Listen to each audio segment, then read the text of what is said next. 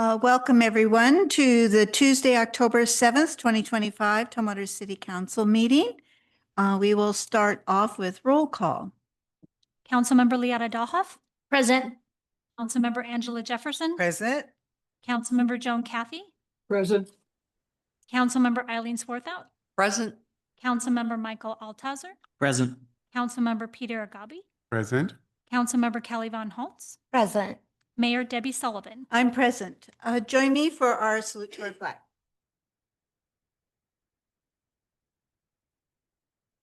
I pledge allegiance to the flag of the United States of America and to the republic for which it stands, one nation, under God, indivisible, with liberty and justice for all.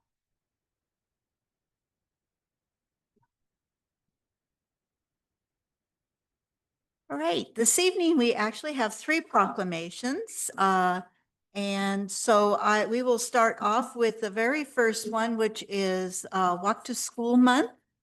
And we will have Council Member Angela Jefferson go ahead and read that. Proclamation. Whereas making bicycle, pedestrian, and active transportation safety improvements a priority can help protect the life and safety of Tumwater's youth. And whereas the city of Tumwater is working to add bike lanes, trails, sidewalks, and improve street crossings to better connect our neighborhoods and provide safer routes to schools. And whereas increasing physical activity improves the health of our youth. And whereas regularly walking, biking, and rolling to school can be fun and increase students' readiness to learn. And whereas driving students to school contributes to traffic congestion and air pollution. And whereas an important role for parents and caregivers is to teach children how to safely walk, bike, and roll our streets. And whereas in October, community leaders, parents, and children from around the world will join together for walk to school events to increase awareness about the health and environmental benefits of walking and biking to school. So therefore, Debbie Sullivan, Mayor of the City of Tumwater, do hereby proclaim October 2025 Walk to School Month and calls upon the people of the City of Tumwater to promote the safety and health of children this month and throughout the year by supporting pedestrians, bicycle, and active transportation improvements, modeling safe pedestrian and bicycle behaviors, and helping make our roads safer for those walking and biking by participating in safe driving practices and following the speed limit. She invites parents, school employees, and community leaders to make a lasting impression on our community's youth by joining Tumwater students in walking to school, signed in the city of Tumwater, Washington, and recognized on this 7th day of October in 2025. Mayor Debbie Sullivan. Great, thank you. And those two, there's two individuals will be receiving this proclamation. We will have Megan Dawson, who's an Assistant Superintendent for the Tumwater School District, and Carrie Wilson from the Walk and Roll Program at Intercity Transit.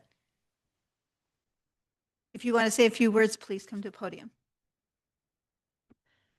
Good evening. So my name is Carrie Wilson and I supervise Intercity Transit's Walk and Roll education program.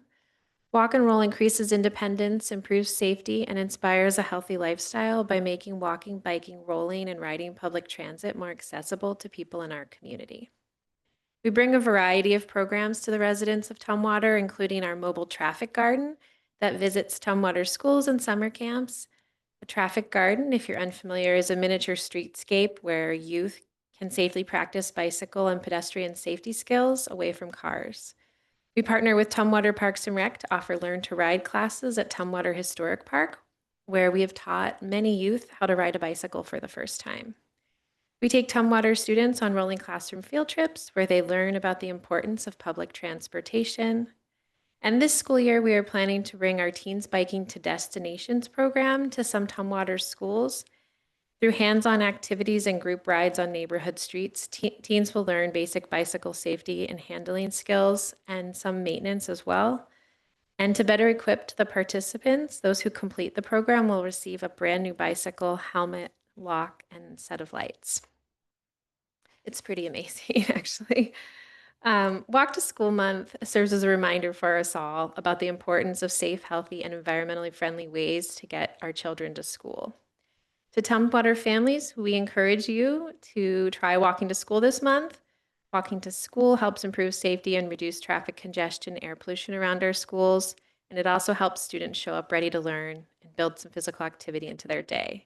And to Tumwater drivers, we use this opportunity to remind you to slow down and remain vigilant in school zones and residential areas, and to stop for pedestrians at crosswalks, and to always be cautious around children since they're still learning how to be safe pedestrians and bicyclists. I'd like to thank the City of Tumwater for continuing to make Tumwater a more bicycle and pedestrian friendly city, and for recognizing October 2025 as Walk to School Month. I just wanted to thank everybody. I'm Megan Dawson, Assistant Superintendent in Tumwater Public Schools. And your commitment to improving sidewalks, trails, traffic lights, like you said, it is a community effort, and it also takes the part of parents and students learning more about safe routes. And our schools, we always try to have places where students park their bikes, put their skateboards, maybe they're taking off their rollerblades. I don't know. But creating lots of different pathways for students. And like you mentioned, it's good for physical health and mental health. So thank you. So we can get another proclamation, one for each of you. So I will go ahead and present the proclamation. And also, you both get a pen. So we can go ahead and take a picture.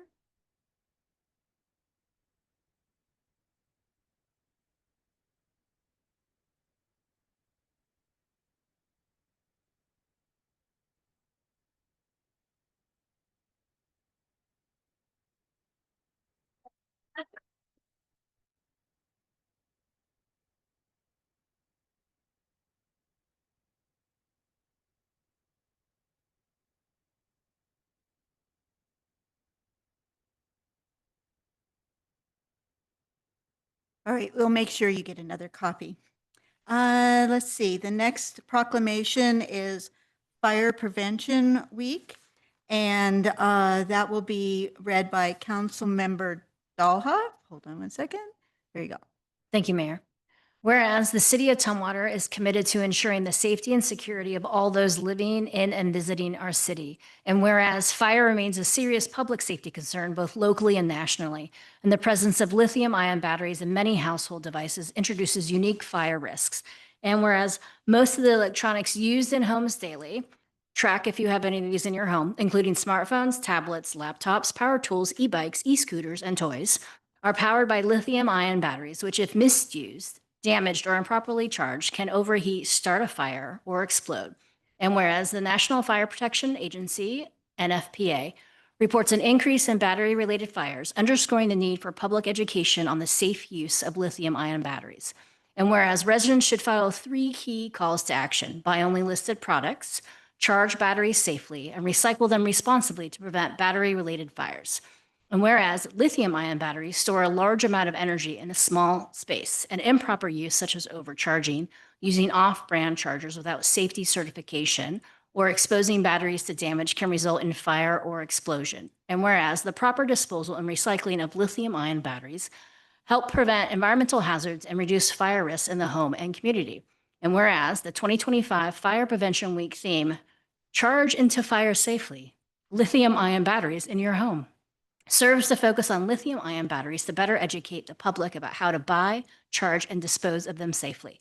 Now, therefore, Debbie Sullivan, the mayor of the City of Tumwater, does hereby proclaim the week of October 5th to October 11th, 2025, Fire Prevention Week, and she urges all residents and businesses in the City of Tumwater to heed these messages and to support the efforts of the Tumwater Fire Department and other emergency services to keep us safe from fires and in times of medical emergencies. Great, thank you. We have Fire Chief Hurley, who will be accepting the proclamation. Thank you, Mayor, Council members. I'll just keep it brief. The theme is Charge into Fire Safety for this Fire Safety Week. And we're excited in Fire Safety Week in October in general. This is when we get out to many schools, make contact with a lot of people in the community. We're very excited about that.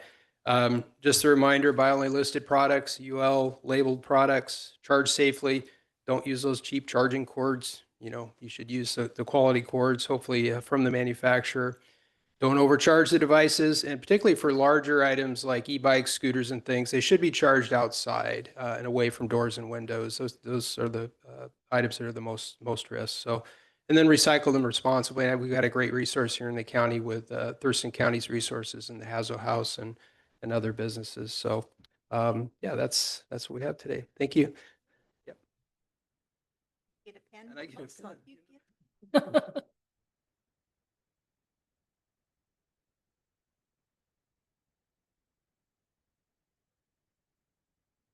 Okay, let's clap again. Chief, can I ask you one question while you're there? And the mayor hasn't muted my microphone. Yeah. What do you mean by like not overcharging? Like when it's charged, it's charged, right? So what does that mean? Yeah, unplug it once it's fully charged. That's the recommendation. I don't do Yeah. that. So thank you. Thank you.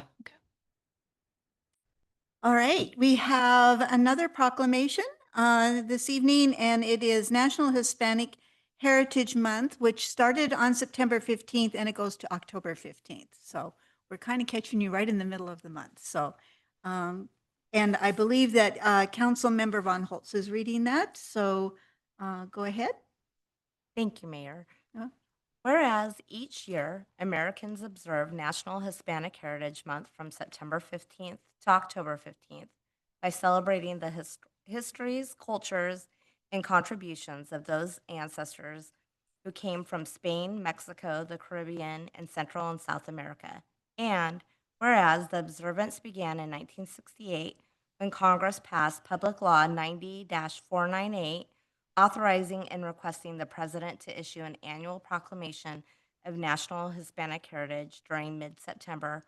And whereas Hispanic Americans have made exceptional contributions throughout our history in areas including science, medicine, business, law, sports, education, government, and military. Our culture has been enriched by the art, food, music, literature, and creativity of Hispanic people. And whereas National Hispanic Heritage Month is a time to honor the many ways Hispanics, Latinos, and Latinx contribute to Tumwater, celebrate diverse cultures, and work toward a stronger, more inclusive, and prosperous community for all. And whereas understanding the lived experiences of Hispanics in Tumwater is critical to the creation of city services, development, infrastructure, programs, and investments with mutual benefits for all who reside in our community. Therefore, Debbie Sullivan, Mayor of the City of Tumwater, does hereby proclaim National Hispanic Heritage Month, September 15th through October 15th, 2025, and urges people to join her in learning and participating in events that celebrate the rich Hispanic cultural traditions. Great, thank you. We have some members of the Hispanic Roundtable accepting, Bill Fishburne, who is president, and Kathy Barrows-Freet. I always mess up your last name, I'm sorry. Is going to accept the proclamation. Oh, yes, yes. Welcome, come to the podium. I didn't, yay, thank you. Bonnie's one of our employees, so congratulations.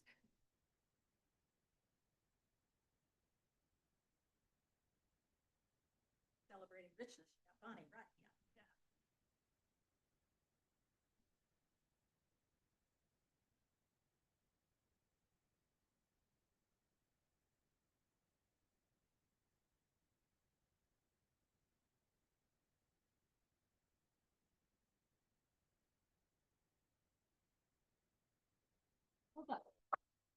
Thank you. And if you want to say a few words, you certainly. Just a few. Honorable council members, honorable mayor, thank you for your recognition this evening. For those of you that aren't aware, the mission of the Hispanic Roundtable is to strengthen the Latino community through partnerships, education, community building, and cultural representation. It's through partnerships like the one that we're establishing with the city of Tumwater. As you notice, we have a new member to our board, Bonnie Hale, an employee with the city. It's through these partnerships that we continue to strengthen this community.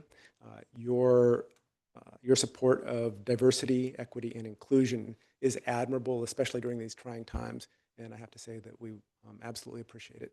Thank you. Thank you. All right. Any other? All right, with that, we are now going to move to public comment. And at this time, we will receive public comment. You may comment on items related to city business not scheduled for a public hearing, which we do not have a public hearing this evening. I've been handed the sign-in sheet, and so when I call your name, please come up to the podium, speak into the microphone, state your name and contact information for the record. Each individual will be limited to 1 3-minute period for the remarks, and we'll have a clock. And regardless of the number of topics, it is limited to 3 minutes. Speakers may not comment upon or promote, advocate, or oppose or speak against pending initiatives, ballot measures, or candidates. All comments shall be directed towards the council as a whole and not to individual council members and not to members of the audience. We request that you refrain from disruptive behaviors such as booing, hissing, and audible comments, cheering, and clapping. So with that, I have do we have anyone signed up online? No one online. All right. Is it Karen or Corinne McMichael? Carrie-Ann. Carrion. I knew I was going to mess that up. Right. Thank you, Mayor and City Council, for this opportunity to provide comment. My name is Carrie-Ann McMichael. I live in Lacey, and my children live in Tumwater every other week with their dad. I was present at the unsanctioned signature gathering event on Saturday, October 4th at Tumwater Middle School. After going on a walk with Aaron, we purposely chose to walk an alternative route that day to avoid any potential conflict. But afterwards, a few of us, a pastor, a fellow educator, and a woman who is trans, chose to observe the event. It was calm when we arrived around 11:40. The kids were drumming, music was playing, and both groups were intermixed. The signature gatherers were mostly on the school's lawn, and the protesters were mostly on the sidewalk. As soon as the signature gatherers took the mic, the mood changed. The protesters started making noise, and the crowd grew agitated. I saw a kid with a megaphone being jostled about by larger men holding plastic signs. I went over and placed my body between the men and the kid for as long as I could. I got poked in the head with their signs repeatedly and had to step aside, but I think that was on accident. Just after I stepped aside from the kid with the megaphone, the guard pushed a protester past me. Both he and the protester had both hands on a stick. The kid was tackled, and the situation seemed to erupt. A signature gatherer used an American flag on a pole to jab at a kid drumming and then kicked at him. Another signature gatherer used chemical spray on the protesters, and another signature gatherer stomped on the ankles of the kid that was being subdued by the two guards. I would like clarification regarding RCW 941-300. I'm curious if any firearms should have been on school grounds in pursuant of that RCW. I want to commend the guard for ensuring that his gun stayed holstered when someone grabbed at it. And I want to commend the Tumwater Police who arrived quickly in large numbers to the scene. And I want to commend the paramedics who cared for the injured woman who was there protesting to protect trans kids. I'm also here today because of comments made online. I'm heartbroken to hear that the children who felt like they needed to fight for their lives are being called terrorists. They made noise at an unsanctioned rally to stand up for their right to exist. It's heartbreaking to think of a time when people of color couldn't play sports or use a restroom or swim with people who are white. That wasn't that long ago. My own mom was the first to integrate her junior high, and it feels like we're slipping back into those times. I hope we can come to a place where our words and our actions welcome and uplift all children in our community, where kids don't feel they have to protest their right to exist, and I hope we can make kindness the thing that drives us forward. Thank you. Thank you. Courtney, I'm not sure if it's an M or A. Okay, go ahead and state your name for the record and your address. I'm Courtney Holthouse. I live in Tumwater at 6605 Laron Court Southwest. My name is Courtney Holthouse, and I'm not a lawyer or a politician. I'm a pro se plaintiff, standing alone in federal court against Tumwater Police Department, Multicare Lacey Emergency, Providence St. Peter's Hospital, and the Washington State Department of Corrections for claims of retaliation and medical malpractice. They've got money. They've got lawyers. They've got every advantage that power can buy. And me, I've got grit, pain, and truth. I don't have a law firm behind me. I have binders full of evidence, which I took from free piles at the courthouse, envelopes from the dollar store, and the fire of someone who refused to be erased. I'm not rich. I'm real. I'm one of the people this system pretends to protect while it looks the other way. When Washington stayed complacent, when my own state didn't want to see what was happening, an obvious civil rights catastrophe, I sent my words outward. I've now mailed over 100 letters to governors and mayors across this country, every one of them a signal flare into the dark. And you know who finally answered? Delaware, the first state. Mayor Robin Christensen of Dover took the time to write me back, to tell me that freedom is to be cherished and to stay strong. That answer mattered. It meant that somebody out there still hears the people who fight alone, because this isn't just my battle. It's a mirror held up to a system that breaks people and then punishes them for not breaking quietly. So no, I'm not going to disappear. I'm not going to move on. I'm not going to be silent so that powerful people can sleep better at night. I'll keep sending those letters. I'll keep speaking. Because if the first state can listen, maybe the rest of this country can too. Don't count on me giving up. Count on me fighting back like a girl. Thank you.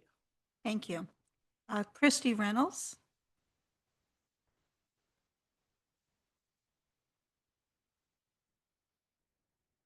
Good evening. I'm Christy Reynolds, 9020 Blomberg Street. And I'm here just kind of changing the tone a little bit. I wanted to say thank you.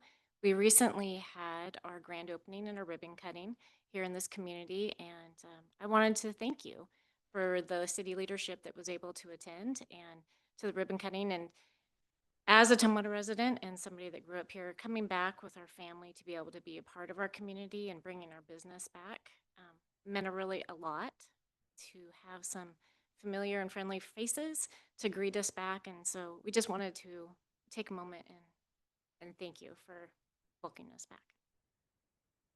Great, thank you. Is it Rita or Retta? Rita, I can't read the last name. I'm sorry. If you could. Oh, okay.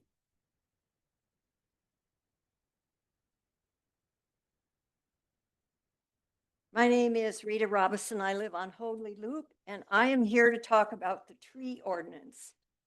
I want to ask the city council if they would please speed up the revisions to the tree ordinance.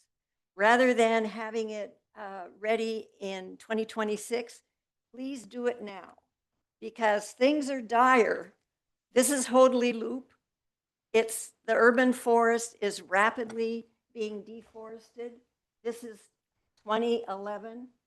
This is 2024. You can see very plainly from the photos how much my neighborhood is being deforested. About 2/3 of the trees are gone. So I'd also like to, so this is where I live right here. This is my neighbor. Last year he cut down all the trees in the front. This year he's been working on cutting all the trees on the side of his house. He's taken months to limb them himself, and he hauled away the limbs. Then he had someone cut down the trees, and this is what's on his property now. It's been there for 2 months, and the city is looking into whether or not it's a violation of the tree ordinance. So I woke up on the 18th of September to chainsaws. I assumed it was my neighbor who was cutting up those logs that you saw. But it was a crew cutting down 5 trees on Middle Street, which is right across the fence from my house. So this is a nice big cherry tree. It had a few dead branches here, you can see. better than this photo. I talked to the crew, I talked to the owner, and they said the trees were dying. So I don't think this tree was dying. The leaves weren't curled up, the leaves weren't dead. The trunk wasn't split, there was no fungus. And so here's the tree stump, and it looks healthy to me. So in addition to speeding up the tree ordinance, I would like the city to do more in terms of public education. People need to be educated about the value of trees. I read the comprehensive plan. The climate element, it talks about preserving the tree canopy. And the ordinance that you have now for trees, we're not going to be climate ready. It's not protecting the tree canopy. So also, here's the cherry tree. Here's some alder trees. They also cut those down. So this is I have 40 beautiful rhododendrons. Now the shade in my backyard is going to be reduced. I'm going to have to buy a portable air conditioner. And the comprehensive plan talks about the city being climate ready. And so we need to do a better job on the tree ordinance. So here's my comments. Thank you. All right, that's all the individuals that I had signed up for this evening. Is there anyone else in the audience who wanted to speak? All right. With that, we will move to the consent calendar. Do I hear a motion to approve the consent calendar? So moved. Been moved by Councilmember Dalhoff, seconded by Councilmember Agabi. Any discussion? All right, with that, I'll call for the vote. All those in favor signify by saying aye. Aye. Opposed, nay. All right. With that, we have approved the minutes of the city council meeting for September 16th, approval of the city council strategic planning retreat of September 20th, approval of the minutes of the city council work session of September 23rd, payment vouchers, resolution R 2025-017, which is surplus property, service provider agreement with SCJ Alliance for the Deschutes Valley Trail, the cloud contract amendment with Tyler Technology, and reappointment of Marnie Slecky for the Historic Preservation Committee, and appointment of Charlie Edmondson for the Tree Board. Next item on our agenda is under council considerations, and this is the service provider agreement with TCF Architect PLLC for the city operations and maintenance facility design amendment number 1. And we have staff here, so go ahead and introduce and start your presentation. Second here, let me get to, oh, sorry.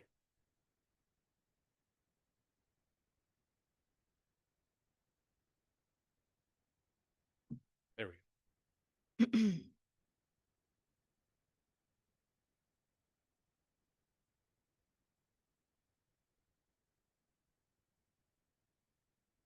Okay.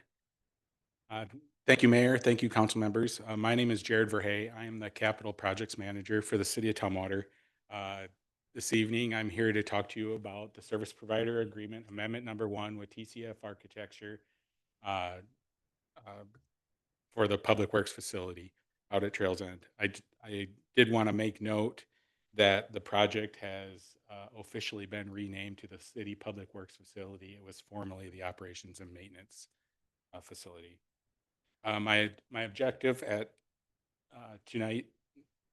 tonight's presentation is to give an update on 3 of the projects that are related to the Public Works Facility, and second, provide some background and history on the design and programming of the Public Works Facility, and finally, highlight the key points of the service provider agreement.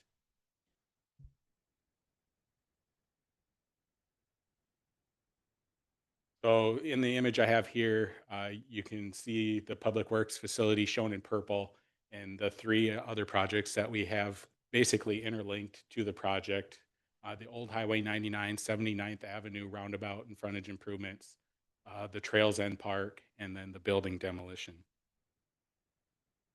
I'll now provide updates on those three projects just to kind of let you know where we're at. So this shows the old Highway 99, 79th Avenue roundabout. The design includes a new roundabout at the intersection of Old Highway 99 and 79th, and also includes the frontage improvements adjacent to the Public Works facility on 79th Avenue and Trails End and Arab Drive. The status of this project is the design is essentially substantially complete.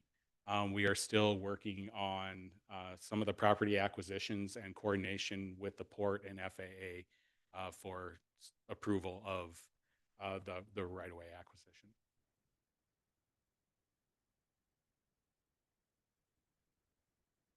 The second project I have shown here is the Trails End Park. We had the preliminary park layout completed. That's what you see in the image here. It was coordinated with the Parks Department and the Parks Commission. Recently, the council had approved the service provider agreement for this project, and we've just recently kicked off the design on the park. We're expecting the design to be completed in late 2026.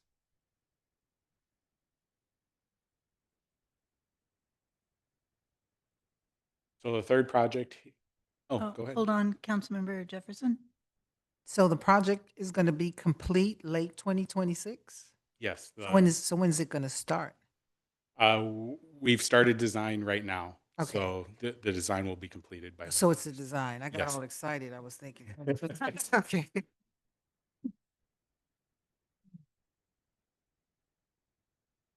So the Trails End building demolition, city staff, we are actively working on the design of this, which includes the removal of two of the remaining buildings that are out there on the the old Trails End horse riding arena. Really, the goal of the removal of those two buildings is to remove I guess, what would maybe be called an attractive nuisance to some of the maybe folks that are around out there, and also eliminate some of the ongoing vandalism and strain on the city maintenance in trying to keep that secure.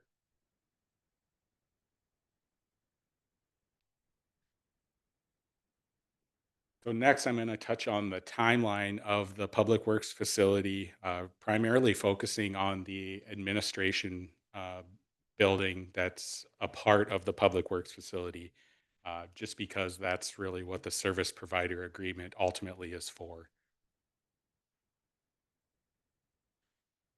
So to kind of take a step back, in 2011, the city began the search for a new site, and in 2014, the city purchased the Trails End horse riding arena. After the project was purchased, some early programming efforts were put into the property, or were looked at for the property.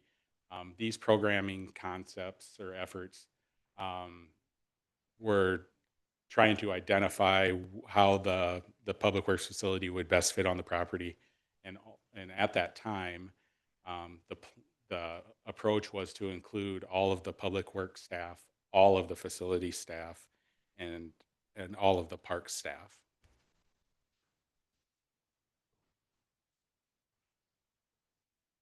In 2016, and then through 2022, the city entered into a service provider agreement with TCF Architecture on the formal master planning and pre-design efforts for that facility.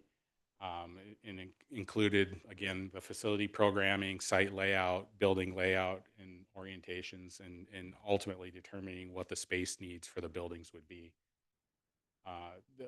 The administration building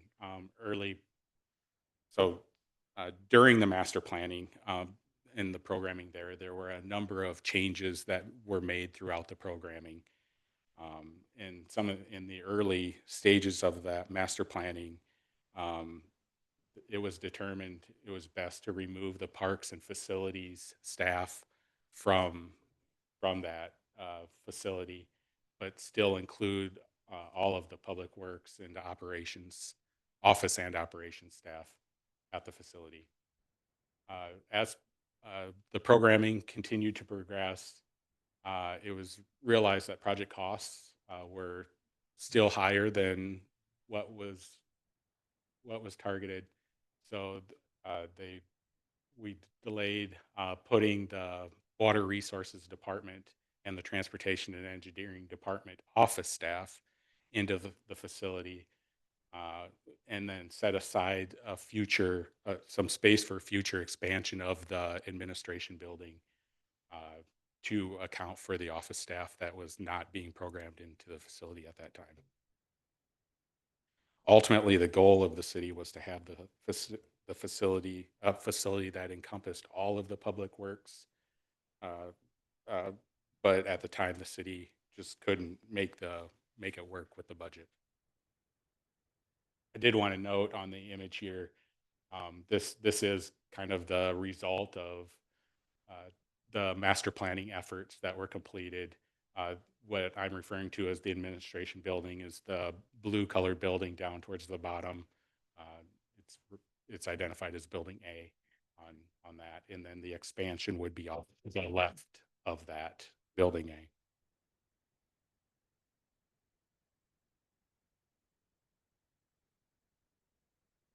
In 2023, the city entered into a new service provider agreement again with TCF Architecture, progressing those master planning schematics that were prepared and preparing the design plans and specifications. That the final design plans were based on the site layout that was selected during those master planning efforts. And at that time, the administration building came out to about an 8,000 square foot building. And at that time, it was designed to house the Transportation and Engineering Department, Water Resources, operational staff, and again, provided for future expansion for the office staff of the Transportation and Engineering Department and Water Resources. So the graphic I have here is basically the floor plan that was developed through those design efforts. And just to kind of hit on the high points there, it was set aside or programmed to be just the operational staff for Water Resources and the Transportation and Engineering Department. Yes. Okay, hold on a moment. Councilmember Jefferson. Yes, so what's the future expansion for? Is that which offices? So the future expansion is specific to the Water Resources and Transportation and Engineering office staff. This floor plan is just for the operational staff. Okay, thank you.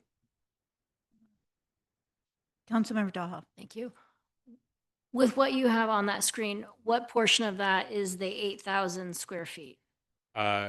Basically everything that's in color with what looks like hallways there. The area in red is the future expansion.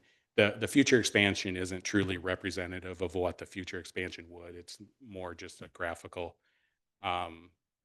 view of expansion to the, off to the left of the building. Got it. Thank you. Yeah.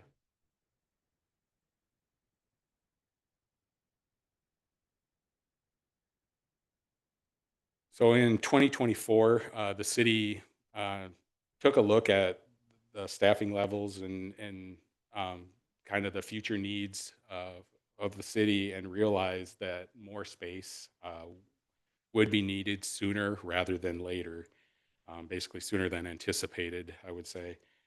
So the city engaged in some reprogramming efforts with the consultant to look at how the Public Works facility could alleviate some of those staffing concerns. what this meant was going back to some of the master planning efforts that were completed, and ultimately looking at an opportunity to bring all of Public Works staff back together in one facility. And then that facility was also, the approach there was to also look at the future growth of staff and incorporate that as well. Councilmember Dohoff has a question. Thank you, Mayor. I've been saying for a while, like meeting today's needs while also building for the future. So I appreciate this. The one question I have is I know that when this all started forever ago, basically almost a decade ago, drafting that communication plan with the neighboring communities. So if this happened in 2024 and it's October 2025, what was that process of engaging with the 5 neighboring neighborhoods of going from 8,000 to 24,000? I don't know if I'm relatively new, so I don't know if I can answer that with my background in history. I don't know, Bill or Brandon. Brandon? Yeah, it's Brandon here. So ultimately, so 2024, late 2024, going through the budget process is when this idea came up. It was never real. What we did since late 2024 through part of this year is we worked with the architect to see if it was even possible. We did a little bit of programming, kind of see what the building would look like, ultimately to bring it forward to y'all to see if it's something that we can start working forward with in design. The communication that has happened to date has been through CFP process, and there's been some communication in committees and things like that, but ultimately discussing the CFP. So right now we're kind of at the introduction, kind of explaining what's happening. And I think the best way to look at this is we're just pushing into the future 5 years, because when this was programmed, we anticipated constructing in about 2020. And we knew that we were going to have to move the office staff prior to about 2030, just because of the rate that we were growing. So we've ultimately just pushed it forward 5 years. But we've also lost 5 years in the timeline, going through the design, communication, redesign, and communication or public outreach processes over the last few years as well. So this is essentially the grand unveiling of a plan, and then communication would follow up. Did that answer your question? Yes, thank you. Oh, Councilmember Von Holtz? I guess I'm a little concerned about that just because of the emails about the extra pickleball court. We already know that there's neighbors around this area who don't already like what the plan is, and now we're adding to it, and we haven't done due diligence, it sounds like, with public engagement. There's a similar project the city of Redmond is doing, and they're investing highly in making sure that the public engagement to the communities is there so they have buy-in. And so I guess I'm going to say it for the millionth time, managing expectations. I want community members to feel like we're being transparent. And so I have concerns about the lack of engagement so far. Yeah, and I might be able to touch a little bit to that. So when we first engaged in this project and went out to the public and started talking about it, we had day one staffing that was going to go out there was about 73 staff, and then it had 2036 staffing level of 167 people. We actually ended up cutting out an entire department, that being Parks Rec, which includes facilities. And then, so we were proceeding as just Public Works, and that was the plan. The only reason that office staff were pulled out was a budgetary constraint. And by adding them, we actually have not increased the staffing out there.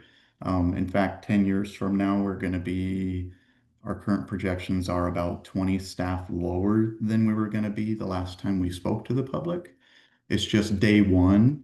As soon as we open, we're going to have about 30 more staff out there. But overall, we're still going to have less than the last time we spoke to the public, simply because our staffing levels have not grown as fast as we had estimated when we last reached out. And so ultimately, within the next 4 or 5 years, we would have had the same exact number of staff out there. But in 10 years, we're going to have less staff than we originally planned because we're not growing as fast as we thought. Councilmember Holtz, my name is Bill Lindauer. I'm the city engineer. I just wanted to just make a mention of the Trails in Park. So those are those two projects are kind of on two separate tracks. You know, TCF Architecture is designing our public works facility, and the Trails project is being designed by a different consultant. But Chuck Denny was involved in the coordination for the parks and the development of the phase 1 plan, which is basically the layout of the park itself. So that did go through some community outreach functions, and also it went through the Parks Commission, and they presented it and discussed it and things like that. So there has been work as far as the park actual layout. I think the only current contention that we're kind of hearing about is the pickleball court, that's kind of the rest of it seems to be okay. We're not getting a lot of pushback on any of the trails or any of the other features that are a part of that. So does that kind of answer the question? Well, I mean, I understand that. I was on the Parks Commission for Okay. 10 years. So, no, I get that. But the maintenance facility, we're expanding the footprint is what my understanding is. This is a different design element. We're expanding That is true. that. That- And yes. so I know that there's a group of residents that live in that area that are upset about the maintenance facility going in there at all because they're afraid about truck traffic and disruptions and that thing. So we already know that there's people that have a concern. So I guess I just use the pickleball. Okay. That was the most recent email that I got. That was a complaint. I'm just saying that we already know that there's community members that have a concern. And so when things change, it just makes sense to meet that at the head, right? Like No, I we already know. And so if that hasn't been done and we're changing the footprint of what we said we were going to do, which some people already had a concern with, then I'm guessing they're going to have a concern with changes. Understood. And that was my point. And I would just say, this is beginning that new process. So this will start with that. Councilmember Agabi. And well, first let me go to Councilmember Kathy and then Councilmember Agabi. Thank you, Mayor. I'm one of the people here who I think has been here from the beginning of this and have both kudos and scars to prove it. And I want to agree with what has already been said. To make this kind of change without communication to the community, and that community there that we have had issues with for 20 years, no, not quite that long, but at least the 10 most recent years is a great faux pas on our part. I mean, here's some questions that I've heard. So we're going from an 8,000 square foot building to a 24,400 building. And we're going to pay over $1 million to have a redesign done. And so the question that some have asked is a redesign. Number one thing, what is that going to do? What's that going to push around? What's that going to push closer, farther? How's this going to impact the whole thing that some people are still rattled about and others are trying to get adopted to? And so there's the size, there's the money that's involved that's gonna, you know, the city somehow is going to pay for that, the constituents of the city. And I think the other thing was, if you're going to put more staff out there, you're going to put more cars out there. Where are they gonna go? Are they gonna park in the parking lot? Are we gonna have more parking lot? We're going to have more cars. We're gonna have more pollution. We're gonna have more noise. We've already heard all of these things. And here we go and do a somewhat major change without communicating to the community that sits on the curb of that place. And, you know, I'm tired of us not learning our lessons about this. Not all. We do a great job with a lot of community outreach and a lot of complicated things. We have not done well with this project, in my estimation, and in my experience of it from the very beginning. And now here we are with something else, and it's frustrating and wearisome, and it has produced some more angst. So I just wanted to say that. So I want to answer to some of these things too, because I'd like to pass them along and let people know. Or what is it going to mean to make a bigger place? What about this cost? What about adding to our debt? So anyway, thank you. That's my spiel. So I appreciate the questions. My memory's not the best, so I'm gonna work backwards here, and then hopefully Jared or Bill can step in as well. For moving out more staff, really we are not moving out more staff. That's not what's happening. What's happening is the staff that are moving out day one has gone up. But we are not moving out more staff. It's the same exact staff that we're always going out there. We just couldn't afford it in the budget that we had established. And then as the last couple years, the city as a whole has added a lot of staff in order to keep up with growth, with priorities that this council sets, and that's across all departments. And the most responsible solution that we came up with is, rather than wait 5 more years for this expansion that we know has to happen, is to just include it with the existing project, because we get economies of scale. We can get it all under one loan. The financing is just much better. And the alternatives were going to be to move more departments into satellite buildings outside of City Hall. And so this is the most responsible use of city funds in order to have places for people to sit. But there is not more staff going out there. It's just the people who work in the office are moving out there about 5 years sooner than they would have. And the good thing is that none of the office staff know how to operate large equipment or drive big vehicles, and a good portion of them work remotely. But ultimately, again, there is no additional staff going out there. It's just some staff are moving out there sooner than what we had planned. The funding, I believe that gets discussed a little bit later in the slide, but the ultimate message is that it's debt financing.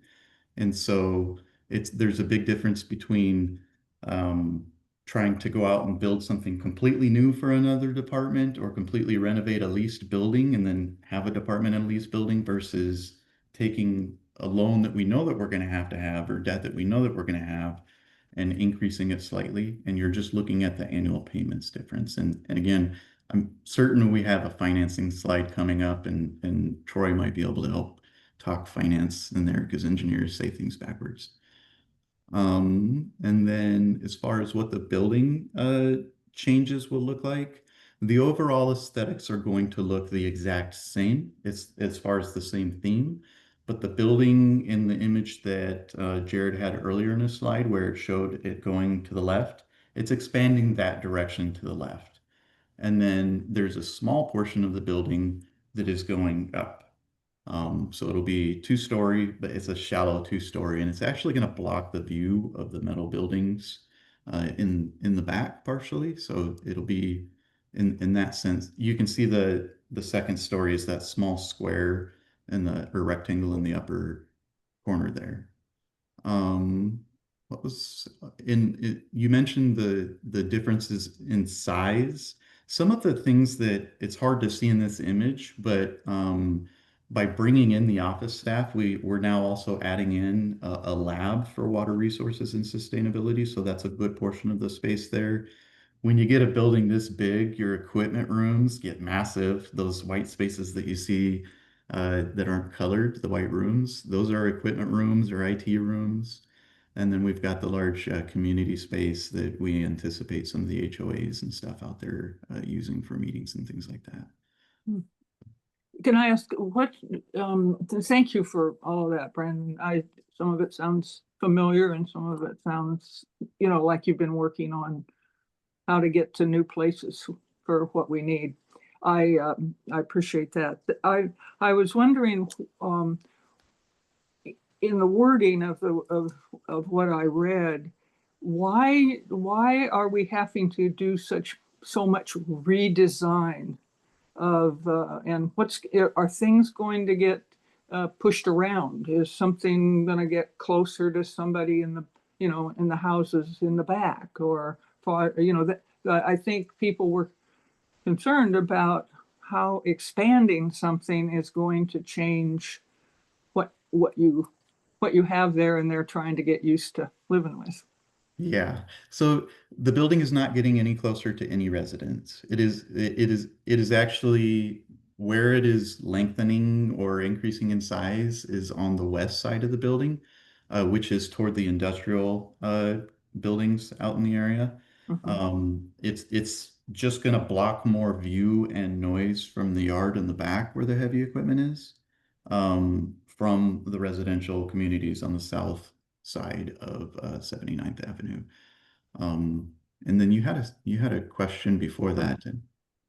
The design, the $1 million+ for a redesign with the things that you mentioned there, like landscape, irrigation, I don't know if it said buildings, but that was my question. Why so much redesign if you're just extending the building in its place? So it's a couple elements.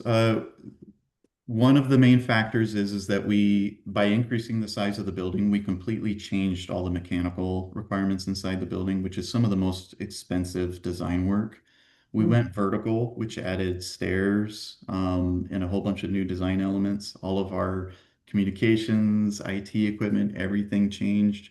Ultimately, the only thing that we can salvage from the original design is the foyer and the community meeting space, which is on the far right-hand side of the screen, the white area over there. That's just about all that was salvageable from the original design in order to make this work. And even if we were able to salvage more on this particular project, we as a city don't do a whole lot of facility projects. I mean, it's not very often that we're actually out building buildings. And so this one uses a type of contract that we don't typically use. The way that the design fees are set is it's based on the cost of the building. And so that amendment, that dollar number that's a little over $1 million, it is prescriptive. It comes out of a state fee guideline for this type of project. And it says if your building costs this much, this is how much your design costs. And that's ultimately what you pay. There's not a whole lot of negotiation involved with it. We were able to negotiate any items that we determined they could reuse from the original design. We negotiated that out. We weren't willing to pay for things that we knew that they could reuse, and they didn't. They're a good architect, so they understood. And then we negotiated some of I forget the exact term, but extras that aren't included in the basic fee that have to do with things like the mechanical, the HVAC, and things like that. But ultimately, the cost of the design is almost entirely based on the cost of the building. So does what we designed originally and the whole layout out there, does what we're planning to do by, enlarging this building going to affect the need for more parking? So we have in the original design and in all the schematics and everything that's been shown from day one, we have the full build out parking, the large parking lot that's on the east side, on the park side. That hasn't been entirely popular, but we've explained it has to be there because of the number of staff that are going to be here by 2036. You can't fit it on the same site because we squished all the buildings onto that side in order to get a park. So yes, the parking is going to be adequate. We will, that future expansion of the parking that's in all the drawings, that'll have to occur sooner in all likelihood, maybe not. It's hard to say. And we'll go through it. If this moves forward, when we start working with the architect, we'll do, another count on the number of parking spots needed. I believe that as originally designed, we're still okay. But we'll just have to understand that we will have to do that expansion as planned. It just might be a little sooner. And as you said, that's one of the touchy things, so. It is. I would You prefer already know all of these things. I would prefer staff not having to cross. It's not like Trails End is a busy street, but I would prefer them being able to park closer to the building. But it really came down to the only way to get a park is to squish all the buildings onto this one side, and that was the best way to do it.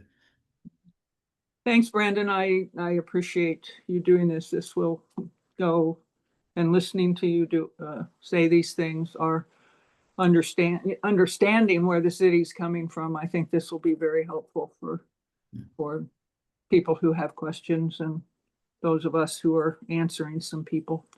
Yeah, and thank you for that comment. I will say that Jared and Bill get the credit on any things that do come on this. I just get to come in and speak because I have the history.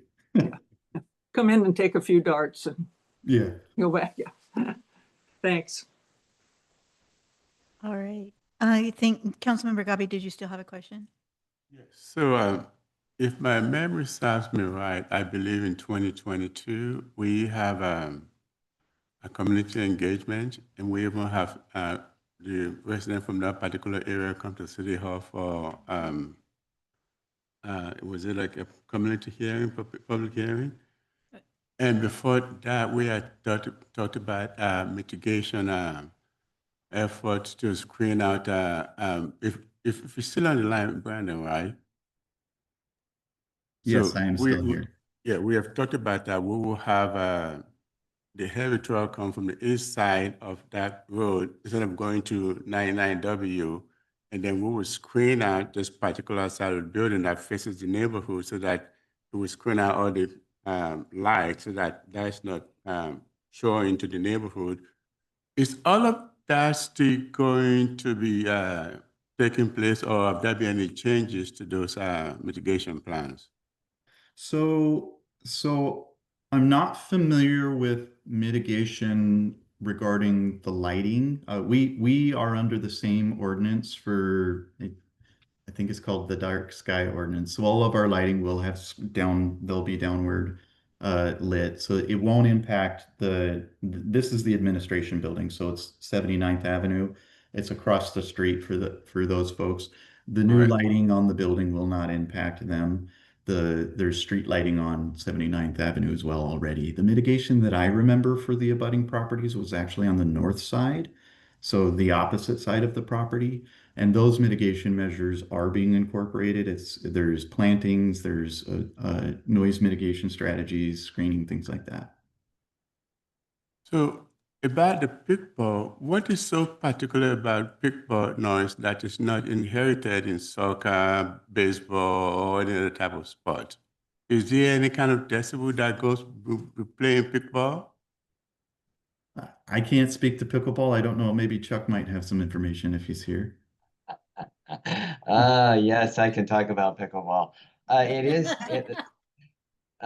Studies have been done at various universities and through various organizations. There is a particular noise that the pickleball makes when it hits the paddle that is somehow just unnerving and worse than any other court ball sport in the world. So it is an issue. Pickleball close to houses is an issue. I think the city of Boise just got rid of about 6 pickleball courts that were within 50 feet of a housing development because of the noise issue. So as we went through the design process for this park with the neighborhoods, we did 2 different open houses with them. There was a lot of pressure to put 2 pickleball courts in. We kept it to 1 because it's a neighborhood park, and in neighborhood parks, we're not trying to attract people from out of the area. It's a neighborhood park to serve those residents that surround it. And we thought 1 pickleball court was appropriate, and that was really supported by everyone that attended. Since then, we have heard from 1 person that is adamantly opposed to the pickleball court being there. I will say we have pickleball court at Jim Brown Park and at Barcliffe Park, much closer to homes than this pickleball court will be, and we haven't had any complaints with those facilities. So we're moving forward with pickleball. We may look at moving it more to the center of the park than where it's currently located, just to have it a little bit further from everybody. But I don't really foresee 1 court being a major issue. So now you use the word neighborhood park. I have issue with that. So if a taxpayer, go to that park and decide to play pickleball, does it mean I'm not allowed to play pickleball there because it's not my neighborhood? Oh, absolutely not. Okay, Everyone. so now, so hold on. So now, when we say it's a neighborhood park, we need to change that language to say it's a park in the city of Tumwater that any resident can go to. And now, as by playing pickleball in that park, maybe we ought to do something about the noise that pickleball is going to emit. Other than that, to say it's a neighborhood park that gives, because the part of the testimony that we have in 2022 was where we were promised that this was our park, was going to be our neighborhood park, so therefore we want XYZ. Where we are using Tumwater residents' money to build the park. So unless the neighborhood is building their own park, in other words, they pick and choose what they want that to look like, it's a park owned by the city of Tumwater that anybody can go to. Correct. Really, a neighborhood park is a designation we use for how we develop it, and it's a designation within the Parks Recreation Open Space Plan with certain elements that go within neighborhood parks versus like a community park, Pioneer Park, that would have multiple sports fields and attract hundreds of people a day. A neighborhood park has elements somewhat similar to every other neighborhood, so you have the opportunity to use it close to your house. If you want to travel to another facility within Tumwater, absolutely, we welcome anybody to do that, and people do that. But we're trying not to provide elements that will bring dozens or 100 people coming in one neighborhood and parking on the streets and taking over a park. So we're trying to provide those amenities in each neighborhood so everybody has the opportunity to use it. Thank you.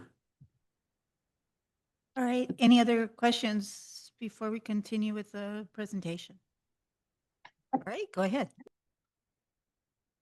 Yeah, I just wanted to say thank you for the valuable comments and questions there, and I appreciate the insights from Brandon and Chuck on that as well. So just to kind of quickly summarize or pick up where we were on this one, the new administration building is programmed to be just over 24,000 square feet with the estimated additional construction cost of $8.4 million resulting from the larger building. And then just some real quick highlights. I think Brandon covered this for the most part, but just wanted to highlight that kind of the area in blue on this graphic was the area set aside for water resources. The pinkish color was the transportation and engineering department, with the orange and some of the clear or white, I should say, on the left side being the operational programmed spaces.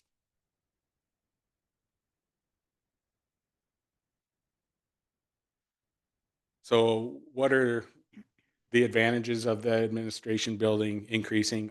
A lot of these I think we've probably already touched on, so I'll just kind of go through them here fairly fast, but if there are questions, feel free to jump in. Um, uh, this was a part of the city's original plan for future expansion. And it was a planned move that needed to occur in less than 10 years from the from the inception of the smaller project. Yeah. Hold on, Councilmember. Councilmember Jefferson. Yes, so planned move that is going to need to occur in less than 10 years. Is it because of our rapid population growth? Because I know Thurston County, Tumwater is the fastest growing in Washington State. So is that it? So our population is just exploding, so we need staff, Well, more staff. maybe somewhat tied to that. It was more so tied to the staff and also what was already programmed into the facility. So just to kind of take a step back, that there was the 8,000 square foot building, which had effectively taken out the office staff that in some of the earlier programming or some of the early master planning was planned to be at that facility. Okay. But with that transition, all of the operational staff and all of the public or transportation department and water resources office staff were all coming back together. All right. Instead of being at the community college, they're coming back home to that Correct. building. Correct, Right. exactly. And that's some of the points we have on here. Just to really quickly hit on the second one, we have an active project design which facilitates expediting the timeline. We have TCF architecture already on board, and with this service provider agreement amendment, it kind of allows the continuation of that. And the architect is actually really able to get started on this on a fairly short order. And if needed, we could have the project at a point to where it's designed by April of 2026. So it just kind of touches on the efficiency that can be realized in this, rather than having to go to if this was being expanded upon, to a completely different project. And then this also consolidates the satellite office, primarily the water resources office staff that are currently out at SPSCC, and kind of brings everybody together. And also with the transition of the transportation and engineering department office staff out to the public works facility, it frees up some basement space, which is desperately needed here at City Hall for some of the other departments and some of the other folks upstairs here that are sharing offices and have really kind of had to be cramped in with others. The last bullet point there is the construction of the public works facility will require debt financing, and it's more cost effective to build and finance a single facility that meets the long-term needs of the city now, rather than in the future when it would cost more.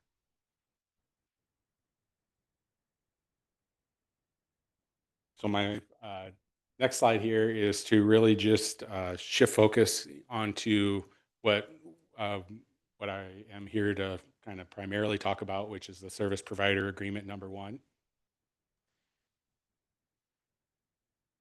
The amendment number 1 scope of work is focused on the administration building design, the plan specification, the cost estimate, and all the final design elements, as well as some site improvements, civil and utility, to kind of realign with the larger building.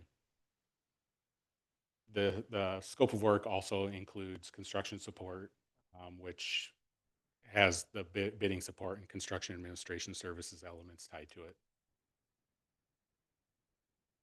So just to give to kind of the highlights of some of the work in the service provider agreements that have been completed to date.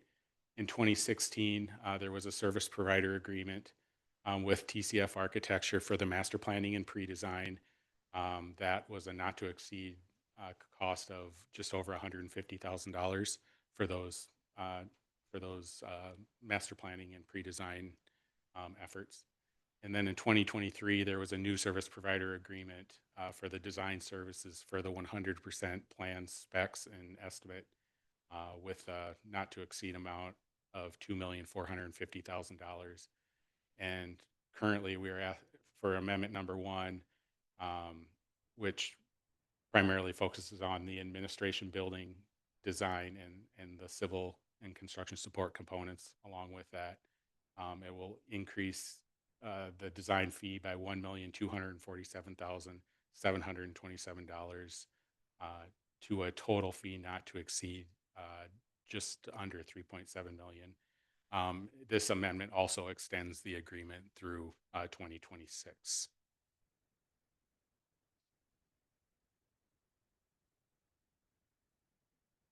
So just some fiscal notes here. The estimated construction cost for the Public Works facility is around $40 million with the administration building revisions. It's included in the 2024 through 2029 capital facilities plan under the and in the general governmental water, sewer, and storm capital facilities plans. The funding will be split 33% general fund, 28% water, 22% sewer, and 17% storm. And from here, I'm going to invite Troy to kind of touch on some of the financing options that would go along with this. Councilmember Kathy, did you have a question before we go into that? Yes, just a quick question. I got a question about where we're saying there that the funding is split and water, sewer, storm, anything. That means that we're going to have to continually raise those each year. This is their question. Are we going to have to continue to raise those and every single year and maybe more percentage wise than we have in the past for this project? So my understanding is that the raises in the utility rates have already, for the operations facility, have already occurred. Rates will always go up just because costs go up in order to maintain and grow, but growth pays for growth. So they will continue to go up, but my understanding is that the raises that occurred for the operations facility have already occurred because we were building in the funds to get started. Thanks. I'll just, hi everybody, this is Troy Niemeyer, Finance Director. Good evening. I'll just, before I start on my portion, I'll just kind of tag on to what Brandon said. One advantage of financing this over a period of years is that the growth within the city, more people paying into the utilities and into the general fund will help make those debt service payments in the future. So this, if we paid cash for this and paid for it all today, that basically means that the existing residents pay for everything and the new residents that move in down the road don't. And so that's another advantage to taking the financing route for this. And so on this slide here, this is a estimate that I put together 3 or 4 weeks ago. It's a scenario based on a $40 million construction cost. And there's a couple options here. These are both pretty common. We could do a 20-year bond issuance or a 30-year bond issuance. The 20-year does come with a little bit lower interest rate. And these are interest rates from, again, 3 or 4 weeks ago. You probably heard in the news, the Federal Reserve a week or two ago cut the federal interest rate by 0.25%. So depending on what happens between now and the time we go out for financing, these rates could be different, which will affect all of these numbers. But this is still a pretty good baseline and gets us pretty close. So a shorter term bond gives you a little bit lower interest rate, and of course, and then you also are paying it back over fewer years. So the total interest we pay over the life of this would be less. A 30-year bond is a little higher rate and we pay it over a longer time, so the total interest payments are higher. However, that does lower the annual payment a bit. And so there's kind of advantages and disadvantages, however you look at it. We could, if depending on what interest rates do and what the economy does, if interest rates continue to fall, we could be in a really great position with a very low interest rate, but there's no guarantee of that. That's something we'll have to evaluate as we go along. So in this example, at the annual debt service payment on the 20-year bond is just a little over $3 million a year. On the 30-year bond, it's a little over $2.5 million a year. And split out in those percentages that you see there, using the 30-year example, that would be 844,000 in the general fund, 716,000 in the water fund, 562,000 in the utility, and 435,000 in the storm utility. And so that's it. These are kind of the common scenarios that we'd probably be looking at. We do have kind of how this works. We've talked about debt financing a little bit last year, building up to the budget, but some questions came up at the last Public Works Committee meeting, so I'll go through those real quick too. So we will, to make this financing happen, we will work with a bond underwriter who kind of guides us through the process. They help market and sell the bonds, and then we get the money and we pay it back over time. Right now we have almost no debt. We're finishing paying off a fire apparatus and a couple much smaller things. We have no outstanding bonds and less than $1 million in debt overall for the city. So we're in a really good financial position to do this. Councilmember Jefferson, did you have a question? Here.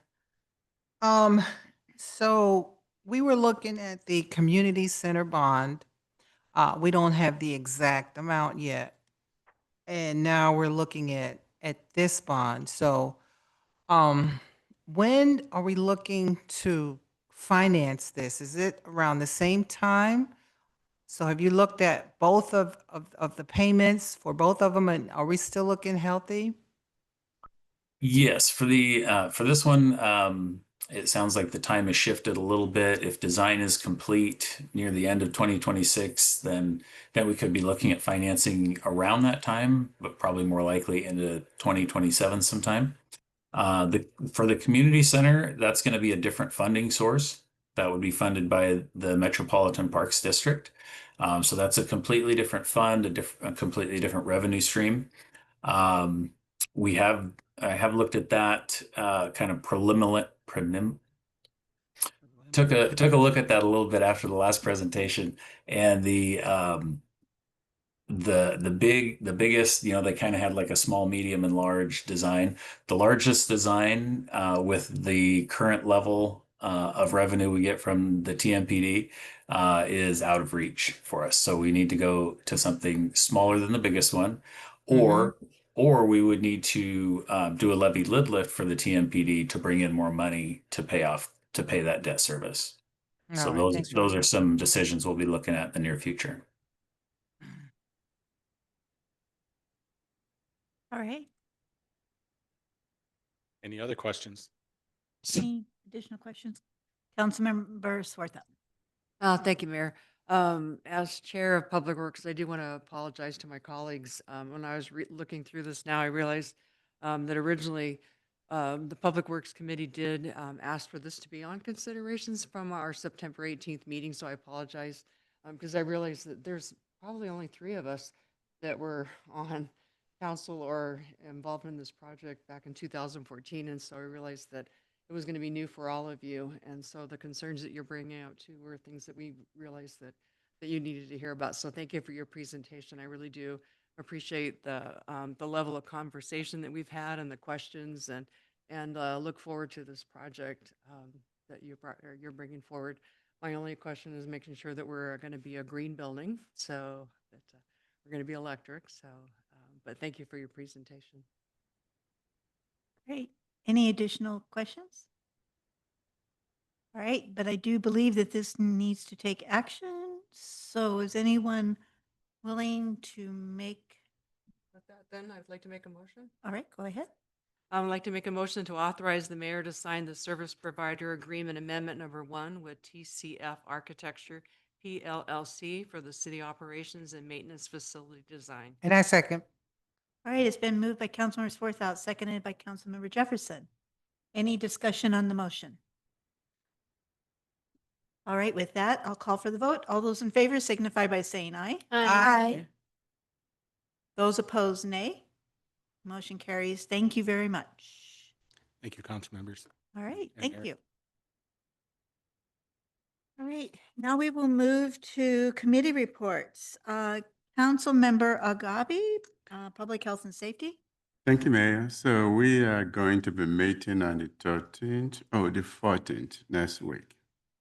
And on the agenda for next week, I see our Tustin County Data Dashboard presentation, and then the Advanced Life Support Agreement. Those are the two items that I see on our agenda thus far. That's my report. Great, thank you. Next will be General Government Committee, Councilmember Althauser. Thank you, Mayor. The General Government Committee is actually meeting tomorrow morning. We will continue our journey through the 2025 Comprehensive Plan periodic update. We will again be working on the user guide, which I think will be a really great tool for helping our community parse through the plan. And that's our agenda. Great, thank you. Public Works Committee, Councilmember Swarthout. Thank you, Mayor. I think we'll be traveling through the comprehensive plan as well, but we get to hear about the capital facilities plan through the 2026-2031 water, sanitary, sewer, and storm drains. So please, it sounds exciting, and I hope you guys will join us at 8 a.m. on Thursday, October 9th. Great. And Budget and Finance Committee met on September 26th. And one of the items we did approve on the consent agenda, which was the amendment to the Tyler Technologies agreement. And then we had our year-to-date budget finance. And so we will be meeting again later in October. So now we will go to the Mayor City Administrator report, and I will start with City Administrator Parks.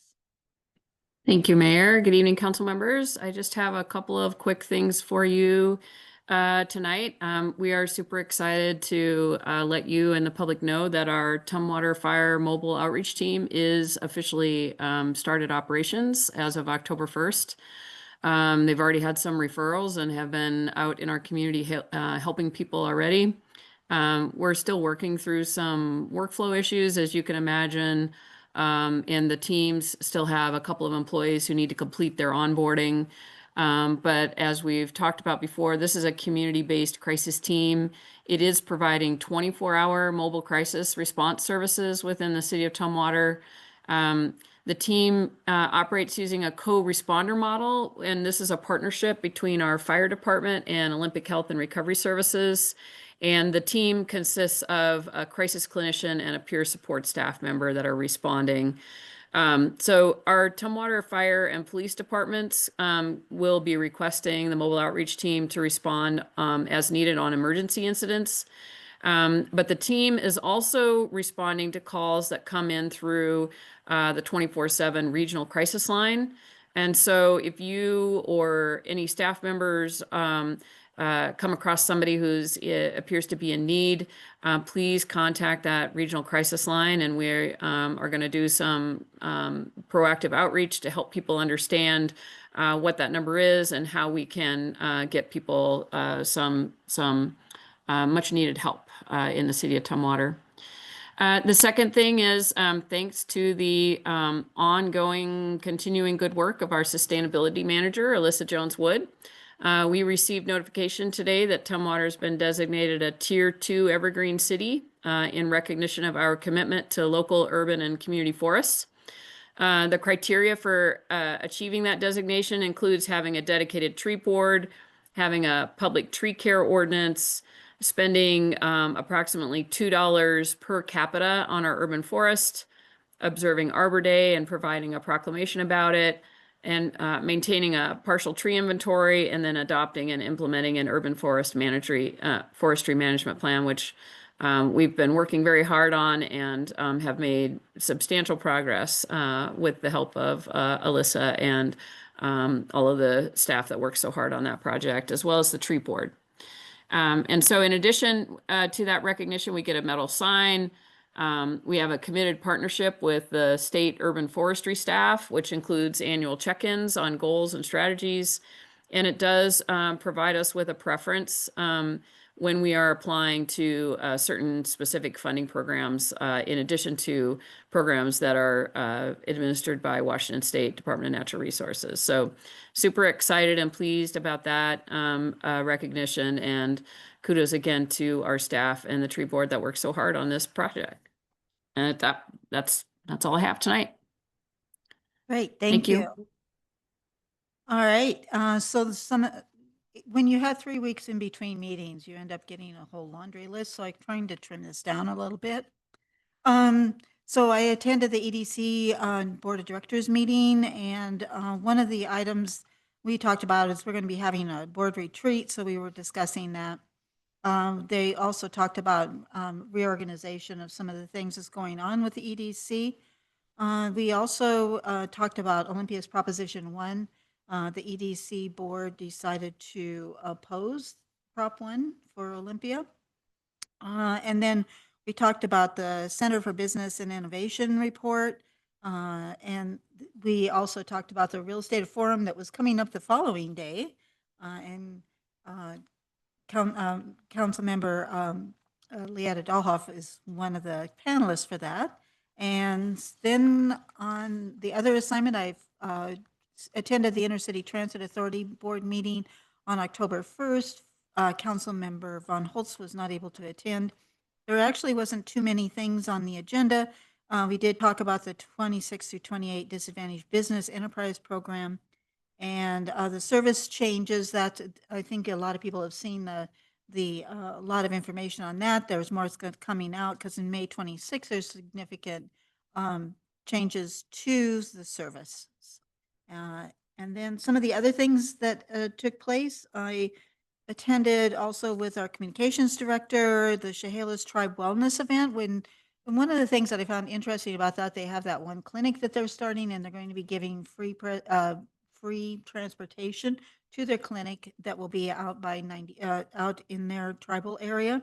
And then I went to the AWC Mayor's Forum the end of last week in Wenatchee, which is always a really good conference to go to.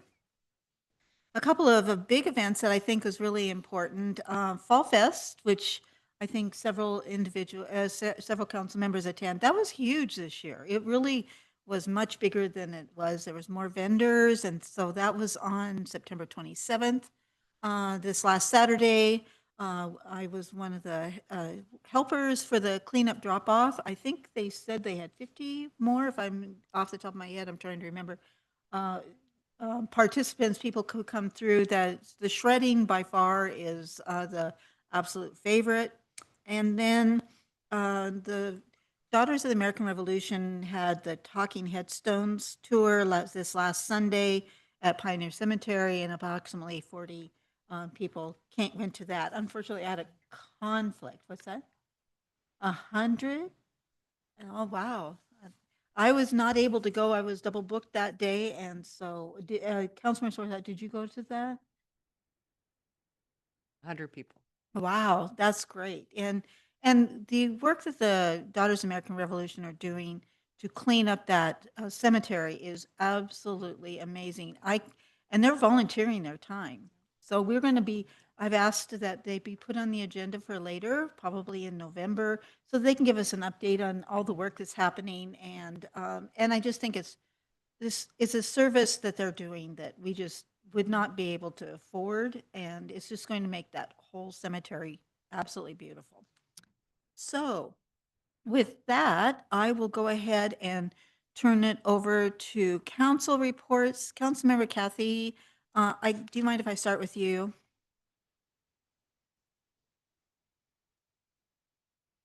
No, I don't. If I said yes, I do, it wouldn't matter anyway. my meetings start. I didn't have any meetings at the end of the month, really.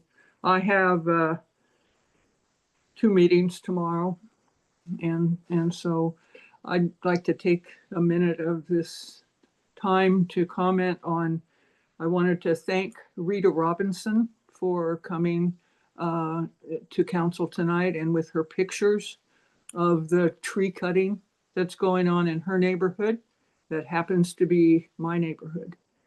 And this is very serious, that what's going on in Tumwater and people not paying any attention to the fact we have a tree ordinance, and then how do you handle it after you go and see the branches and the logs and the trees on the ground? So when the tree ordinance comes up for us to talk about and to hopefully tighten and change and go by what we say we believe in, and now a new designation for our city, we have to take this very seriously, that the cutting down of trees. And I know it interferes with us talking about, people on their own private property, but we have the power to set the rules for what the city says, because we have some now in the tree ordinance and they simply are not strong enough. And so I just wanted to thank her for taking the time, the pictures, and to come tonight and share that with us. So thank you for my little interlude in my report. Great, thank you. In chambers, I will start with Councilmember Von Holtz. Oh, thank you, Mayor.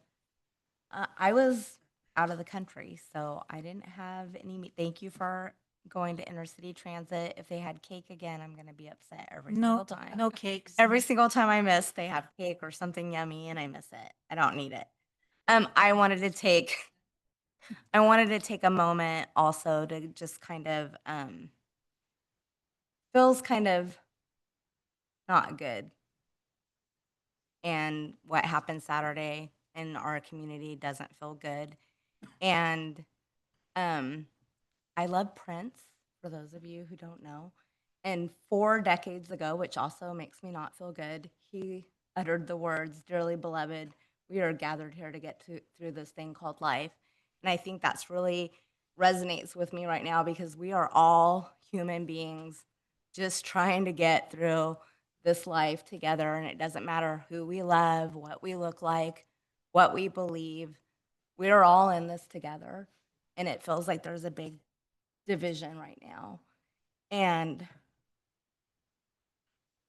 when tensions rise around difficult topics, it is a reminder that we must see each other, our dignity first, not our differences.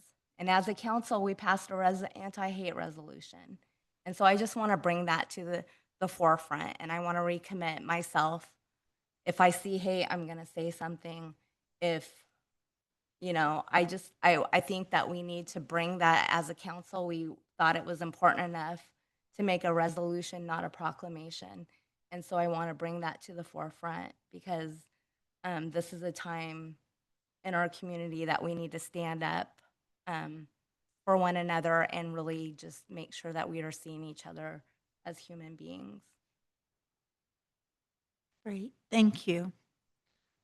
Councilmember Jefferson? Thank you, Mayor.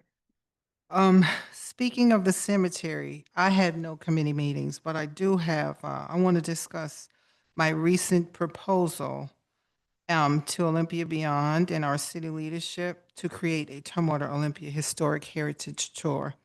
And it includes our beloved Pioneer Cemetery. So why now? Let me give you a little background. It started a little bit over 4 years ago when I was first appointed to this council by several of you sitting here today. And as soon as I was appointed, former Mayor Pete Komet invited me to Historic Cemetery, and he walked me around, showed me where George Bush was buried, where Isabella Bush was buried. And he asked me to bring visibility to Pioneer Cemetery. Our legacy is there. Our ancestors are there. So after that, I was determined to do something to recognize the final resting place of George Bush and other pioneers who were buried there. As a transplant to Tumwater, we have an amazing and inspiring history, which should be told to a wider audience. Tumwater was built, when I look at that mural back there, Tumwater was built on freedom, hard work, determination, and friendship. In these turbulent times, it's time to share our story on how Tumwater and then Washington State was created. Why now? As a board member for Experience Olympia and Beyond, one of my committees, I know that tourism is important as it relates to generating revenue. People from outside our region are seeking different and unique places to visit. Why not Tumwater? However, they need a reason to stay, to spend money in our restaurants, stay a few nights in our hotels, and come back to visit, along with recommending our city to their friends and loved ones. For my visit to Texas this summer, and you all probably know because I got a nice cowboy hat, big brown cowboy hat. I'm proud of that cowboy hat. All right. So when I was there, I participated in a history tour, driving and walking. And I questioned, how can this work in Tumwater? So this is how my proposal came to be, called Tumwater Olympia Historic Heritage Tour. And it's Tumwater Olympia, not Olympia, Tumwater, because Tumwater came first. They settled here first. That wagon train with Michael T. Simmons settled here in Tumwater first. And George Bush welcomed the first governor of Washington here in Tumwater. That's something to be proud of. That's a story that needs to be told. So what are the impacts? First of all, we're going to generate revenue because, like I said, visitors will stay and spend here. Homeowners are tapped out when it comes to raising taxes. But remember, taxes are how we pay for city services. And Thurston County and Tumwater are fastest growing cities in Washington State. People aren't going to stop moving here. We can't stop them. So we have to think of other ways to generate income. Tourism is one of those ways. Another benefit is education and physical fitness. I envision biking tours and walking tours that will take school children, families from JBLM, tourists near and far. From the Bush Farm to Pioneer Cemetery to Isabella Bush Park to Brewery Falls Park to Schmidt House, downhill to Historic Park, the Viewmaster's House. They might veer off to see Dave McKendry's. He's always talking about his parallel pillar. So we're going to put that on the map too. Then they're going to be off to Olympia to see the Bush placard and the tree on the Capitol grounds. I've met with former Mayor Pete, our current mayor. I've met with employees from Experience Olympia and Beyond. I've met with Chuck Denny, our new EDC, Gene, and even our famous Dave McKendry, former and current city administrators. The way ahead is funding. For us to make this happen, this will be a positive thing for Tumwater. And the good news is, I sent my proposal to Experience Olympia and Beyond, and it was accepted. If you look on their website, there's a link on their website. So as you scroll through, it talks about the trailblazer, who he was. Visitors to Tumwater today talk about the journey to the Pacific Northwest in 1844. We talked about founding Tumwater in the Bush Prairie in 1845, a farm that fed the territory, hosting the first territorial governor. There's a map of points 1 to points 5 with a website that you can click on to learn about Union Pioneer Calvary Cemetery that our mayor talked about. You can click on details, Brewery Park at Tumwater Falls, Schmidt House, State Capitol. So with that said, I just wanted it on record that this will happen in Tumwater. Thank you, Mayor. Great, thank you. Councilmember Gabi. That's a hard one to follow after that.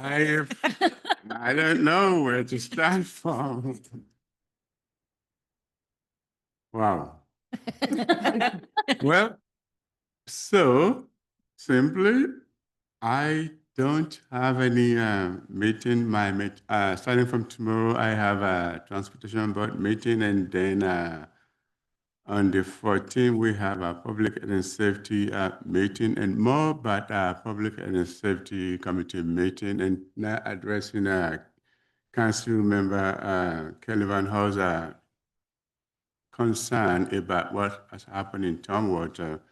So this month, October, I have been told, or I was promised, that city manager Lisa Park was going to bring to full council the resolution for our diversity and equity commission that she's working on with Kelly.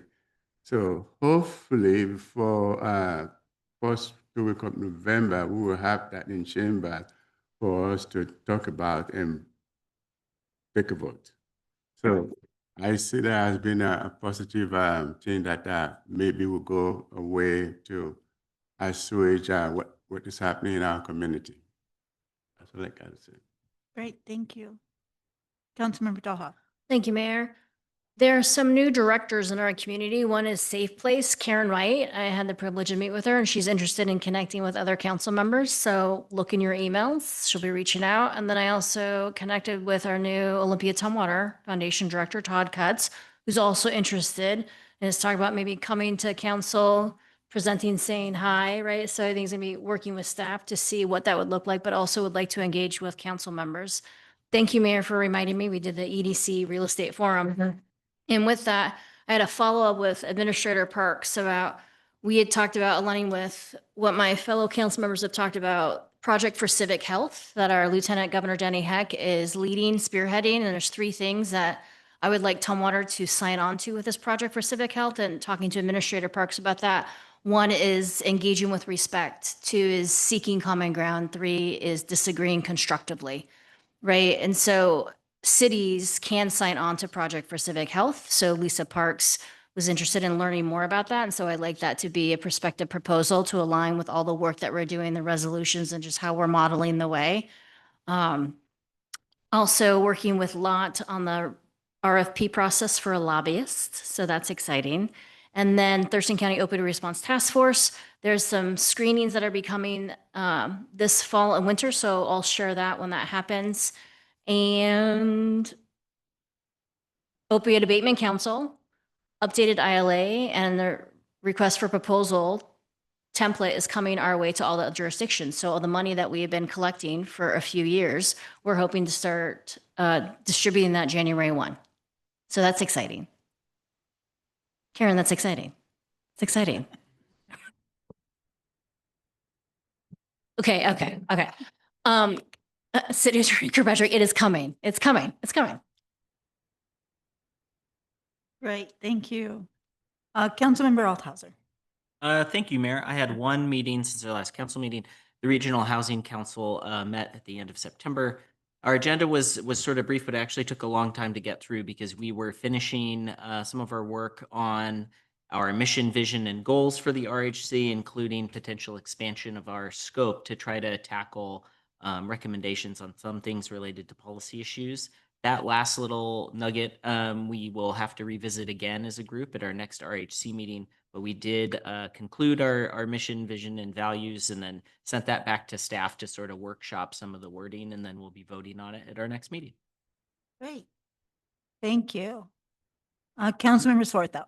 Oh, thank you, Mayor. So on September 29th, I was chairing the Lodging Tax Advisory Committee, and thank you to Assistant City Administrator Kelly Adams for we have a new application, and I think it's probably one of the best processes we went through this time. I think the guys were pretty invigorated this time. So it's usually kind of a quiet thing, but we had a really good day. And so not your good day, but we had a good day. And so we gave away some money, and we had some interesting new proposals, and that will be coming to it'll be on the consent, so you'll have a chance to see that in October 21st.